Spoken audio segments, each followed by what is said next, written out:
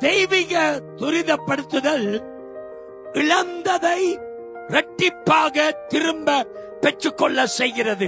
எபிரேய பாஷையில மீட்டெடுத்தல், ரெஸ்டோரேஷன் என்ற வார்த்தைக்கு அர்த்தம் என்னவென்றால் முழுமையாக செலுத்துதல், திருப்பி செலுத்துதல் அல்லது முழுமையாக்குதல் என்று அர்த்தம். நாங்கள் இழந்ததை எல்லாவற்றையும் தேவன் நமக்கு இயற்கைக்கு அப்பாற்பட்ட விதத்தில் திரும்ப கொடுப்பார். அவருடைய ஜனங்களுக்கு முழுமையாக கொண்டு வர ஆண்டவர் அந்த நாட்களை துரிதப்படுத்த போறாரு. உங்களை பார்த்து சிரிச்சிருக்கிறாங்க. இவங்க என்னப்பா இந்த குடும்பம், யார் இந்த குடும்பத்தை பாப்பாங்க, காரி துப்பிட்டு போயிருக்கலாம்.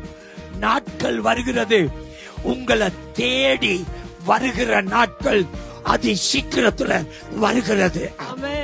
எதை இழந்தீங்களோ, எது இல்ல என்று சொன்னீங்களோ அதை ஆண்டவர் துரிதப்படுத்தி உங்களுக்காக அவர் செய்ய போகிறாரு.